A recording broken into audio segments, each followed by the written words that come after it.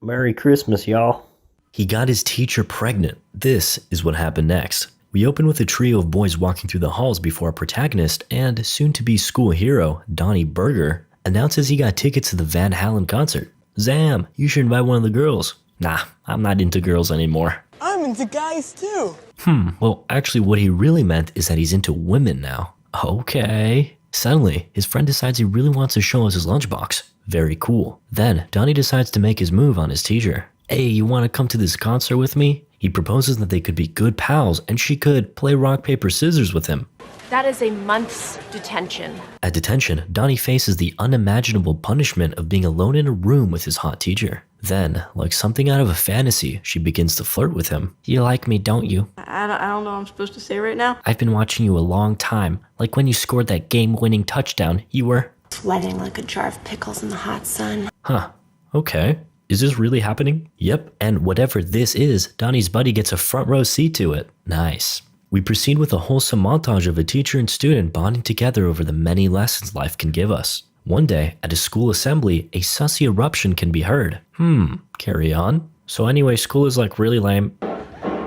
Oh, seems like someone is having an impromptu piano session in the back. The principal signals for the curtains to be dropped, and, well, it's Donnie. And his piano skills are amazing. Let's go! We did it! Even the teachers can't help but celebrate Donnie's performance. Fast forward a bit, and we're in a courtroom. The case has garnered mass attention, and at the trial, we see that Miss McGarrigle has plumped up for the winter. The judge, who I'm pretty sure is Ursula Cross with a bulldog, notes that Miss McGarrigle shows no remorse for her actions, going as far as to state that he makes me feel like there's a rainbow coming out of my beaver. Okay. Due to the severity of her crimes, she's sentenced to 30 years in prison. The custody over her future baby will go to Donnie's dad until Donnie is 18. Then he'll get it. In the aftermath, Donnie's star soars high and bright. He's on magazines, TV shows, and even becomes a movie star. Ironic. Fast forward many, many years later, and he's broke and old, but still has the IQ of a child. He just learned from his lawyer that he owes $43,000 in taxes. I don't got that kind of money. Don't screw up my Tom Brady poster, man. Look at that jawline. Did I write this movie? Anyway, his lawyer has an idea. You know, there's this marathon going on with this Fat guy. who has 8,000 to 1 odds. I really think he can win it. All right, put me in for 20. Then, seeing as Donnie has no other financial prospects, the lawyer inquires about his son, Han Solo. You named your son Han Solo Burger? Yes, sir. Han Solo Burger. Coolest name in the world, right? Oh, he's a junker. Sadly, his son wants nothing to do with him. Well, can't you just Facebook him? I can't afford that shit. Actually, that's not how that... Anyway, meet Donnie's son, Han Solo, who now goes by the name Todd Peterson. He's getting married, but is weary of his face being plastered on a magazine about the wedding. I just don't want anyone to find me. Calm down, babe. Did you bring your security undies with you? Yes, of course. Yeah, I don't know what that's about. We cut to Todd and his fiancée Jamie pulling up to his boss's summer house where the wedding will be held. The boss man, Steve, shares that he himself was married a whole 3 times to a bunch of cheaters. Inside, we meet Jamie's brother, Chad. Uh-oh, that's quite the strong hug. Todd salutes the soldier, but invites his wrath after Chad realizes he's not a soldier. He's not even a Girl Scout. You put that hand down, you civilian. Oh, and by the way, if you ever hurt my sister, I will hurt you. Meanwhile, Donnie kicks back at a clump before being handed, you guessed it, the magazine with his son on it. Afterwards, in an effort to get some cash, Donnie heads to his old agency to try to book a gig. Though, the receptionist claims the boss man, Mr. Morgan, is on vacation. While there, he runs into his old buddy, Vanilla Ice. But he gives him the cold shoulder. Heh. Why are you being like that, man? We were friends for 20 years. Yeah, until you did my mom. Whoa now, boys. No one trashes my studio unless I got some cameras rolling, okay? Huh, so you weren't on vacation. Donnie gets to chatting about some potential opportunities, completely disregarding the fact that he's yesterday's news. But then, Mr. Morgan inquires about Donnie's son. He must be a total nutcase, right? No, he's doing good, lost a lot of weight, and he's a hedge fund manager. Everybody loves a happy ending. This could be great for ratings. Mr. Morgan agrees to fork up 50 large in cash if Donnie can get himself and his son at the women's prison for a good old family reunion. Back at the house, everyone gets to chatting, except for Steve's mom. She's sleeping. I hope I mean that this time. Suddenly, my goodness, somehow Donnie's tracked down his son. Ever the delightful guest, he leaves Jamie with a present. Interesting. Yeah! Then he storms in. Oh, Todd, your old man is here? Oh, thank God. Granny is fine. Todd, what are you doing? Sorry, those are yours. Anyway, Todd can hardly keep himself together at this sudden turn of events. I thought you said your parents are dead. Yeah, this is my old man friend. They proceed with introductions, and then we get to Chad. Hey-oh! Oh god, no. After a pause that feels like forever. What? Donnie goes on to share that him and Todd are in fact best friends with the most unbelievable story on how they met. You see, Todd was by these train tracks and he had a burrito and dropped it and he hopped down and I was like, oh my god, this guy's gonna die. So I lay down on the tracks, tense up my muscles, and the whole train just whooshed right over me, saving Todd. Why wouldn't you just get another burrito, Todd?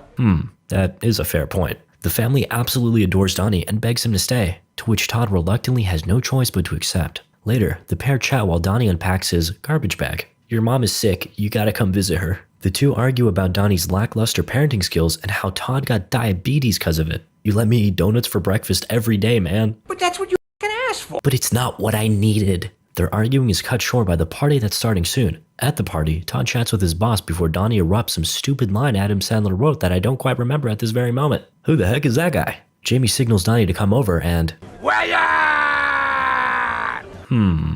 Is that back? Because I've been dying for that to come back. What's up? What's up? Alright, that was pretty funny. Feeling inspired, Todd gives it a shot. What's up? Yeah, that wasn't great, Todd. Afterwards, we cut to Todd's best man, Phil, who decides to step down seeing as Todd's true best man, Donnie, popped up out of nowhere. Turns out, Phil and him weren't even that close. That's true. He had no idea who he was. Yeah, that's kinda sad. Donnie pulls up to the mic, but very quickly spots a fabulous baseball course on the property. Hey, why don't we blow this popsicle stand and play some ball? Batter up. And the first ball goes to... Grandma. Very nice. On the other hand, as a physically incapable beta male, Todd is very nervous about receiving the ball. Come on, man. Even the 2-year-old can do it. Okay, let's get this out of the way. He's fine, guys. He's normal. Moving on, at night, Donnie overhears Todd in the shower while he argues with Jamie. He walks in as Todd steps out. You shower in your bathing suit? Indeed he does, and he blames his insecurities on his father. I can't even take my shirt off around people. Why? Well, because his dad gave him a ginormous back tattoo when he was 13. He's grown quite a bit since then, hence the warped heads. However, Donnie assures him it's perfectly normal. The same thing happened to him with his tattoo. Oh, that's reassuring. Then, in an effort to get his son to cheer up, Donnie starts to tickle him. Soon, things escalate into a full-on wrestling match, which Chad steps in on. Oh, you boys are wrestling. I happen to be a state champion. Let's go. Chad psychs himself up and goes straight for the kill. Things are looking dicey for Todd until... his pops comes in clutch. We cut to Todd getting ready for bed when his bride-to-be pulls up donning her dress. Wait, no, that's bad luck for our marriage. You're right, I've seen the end of this movie already. Their conversation sways towards Donnie, and Jamie remarks that it's no surprise his son ran off. Wait, what exactly has Donnie been going around saying? He's been handing out his book, just read the first page. Head in the class? Nice. Todd flips the first page to reveal a plea to him. To reach out. He can't help but get emotional. Can I get a hug right now? Or... No. Damn, his wife doesn't even let him hug her. To be fair, she is wearing that very expensive dress. Well, how about you take it off? Yeah, I'll take...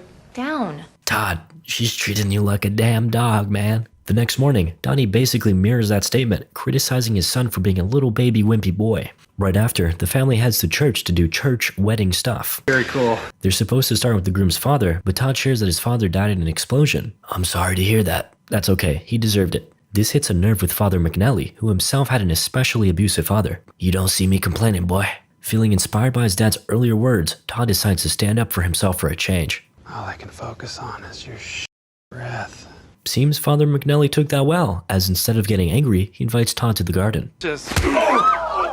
Uh-oh, he's pretty ripped for an old guy. The two commence with battle, with the holy man taking the lead, but then... Todd hits him with a hell of a shot, though this only empowers Father McNally, who now seems to be possessed by a demon. Ironic. Todd assumes his battle stance, and then... Ah! Oh, nice. Naturally, everyone is upset at Todd, but Donnie diffuses the tension by reminding everyone about the traumatic experience Todd went through the last time he was at a church, during his dad's funeral, who, might I remind you, supposedly exploded, and it was an open casket funeral. Yep, Todd ended up watching a squirrel run off with the little that remained of his totally deceased father. Tiny piece of skin flapping in its mouth. Tragic. Okay, seems like everyone likes Todd again, but there's still the issue of who's gonna marry them now that Father McNally is Angie. Maybe we could have a black pastor. It's very urban, very street. Okay.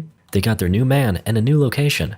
Now it's time for the bachelor party, a party that Phil has expertly planned as a night they'll never forget. They arrive at the location. Spa for men. Oh, heck yeah. However, as the lady drones on and on, It dawns on Donnie that this is just your everyday run-of-the-mill spa. Nonetheless, Donnie totally very happily goes along with the relaxing night until he makes a scene. Come on guys, this is heckin' lame. This is not how you party. Suddenly, the lady from earlier storms in and spews a tornado of insults at Donnie before admitting she finds him irresistible. So I'm gonna go put a dent in that. Take notes, boys. After he wraps up, all the gentlemen head to a club. They enjoy the night. Todd meets a girl that knows he's Han Solo. and they dance their troubles away. Sorta. Once everyone's all tuckered out, Donnie sends them home, except for his son, whom he chooses to spend some quality time with. He bestows upon Todd an earring his mother gave Donnie, wishing to hand it down as a sort of family tradition. Alright, let's get that bad boy pierced. Come here. Looks great. Continuing their night of mayhem, the pair decide to hit up old Uncle Vinny. Whoa, it's Vanilla Ice. Was Uncle Vanny Vanilla Ice this whole time? Donnie apologizes about Vanilla's mom, and they make peace before heading out on the town. They get up to no good in an ice rink, piss off a convenience store clerk, and strike out at a bowling alley. Oh hey, the clerk followed along. As the night slows down, Donnie decides to finally teach his boy how to ride a bike. Todd clutches his security undies as he feels scared. Why do you have those? Cause you never picked me up at school once and I got scared and I shit my pants. Oh, well you don't need those anymore, son. I'll never leave you. And so, Todd tosses them away and rides off on his own, with no training wheels. Uh-oh. At last, the night concludes, which Vanilla objects to, before taking a long nap. Before entering the house, Donnie exclaims his love for Todd, aka Hansi. I want you to call me Dad every once in a while. I'm not quite ready to do that yet, Donnie. Then, the pair share a heartfelt hug before Todd decides that yes, he will visit his mom in prison. Realizing the camera crews will be there, Donnie tries to convince him otherwise as he now values his son more than staying out of jail. Respect. The next morning, Todd is awakened by a horrifying scream. His wife has stumbled upon her wedding dress covered in puke. Yeah, that was Todd. Suddenly, Donnie barges in, believing the screams to be the result of an intruder. No, we're fine, sort of. Who wants a piece of this? Vanilla, chill, man. We're good. Cutting to a bit later, Donnie made everyone breakfast while Todd took care of the dress. He rings up his pops and lets him know he's on his way to visit mom. Oh crap. Donnie rushes to his car and speeds over to stop him. Try as he might, it's too late. Miss McGarrigle walks over, striding her stuff along the way. Ah, the memories. Fun fact, she's the mom of the younger version in real life. Anyway, they briefly catch up before... Wait a minute, is that a microphone? Donnie initially feigns ignorance, but Mr. Morgan spills the truth. I offered your dad 50 grand to set this up. An enraged Todd storms off before getting physical with Donnie. And as a result, well, let's just say he shouldn't have thrown away that extra pair of undies. I hate you, Dad. Aw, he called him Dad. After, Donnie heads back to get his things and depart from Todd's life once more. That is, until he overhears Todd's fiancé speaking to another man, Steve, on the phone. I don't care if he finds out. Uh-oh. The next day, Donnie crashes a party the day before the wedding. Todd, you can't marry her. She's cheating with Steve. Steve is Todd's boss. Oh my god. Or maybe she's not. Turns out she was on the phone with another Steve who's actually a wedding reporter who wants to do a piece on them. It was supposed to be a surprise. At night, Todd prepares to take his wife home, but then Chad pulls up. Meanwhile, a depressed Donnie reasons that to win Todd over, he'll have to first win over Jamie. And what better way than with some ice cream? True. He heads into the hotel she's staying at and upon nearing her room, hears some very sussy sounds.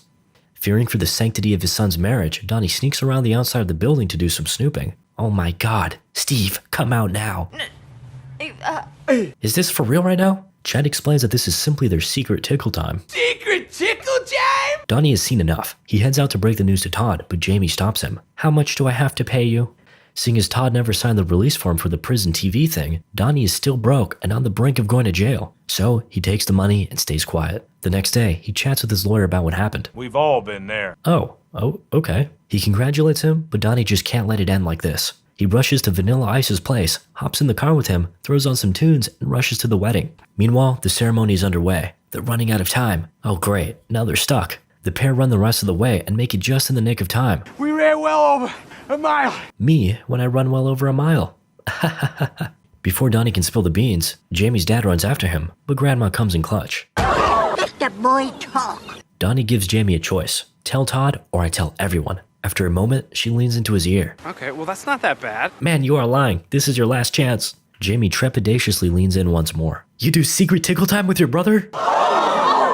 And with that, the marriage is off. And he reveals his true identity. My name isn't Todd Peterson. It's Han Solo, and I am a burger. God bless.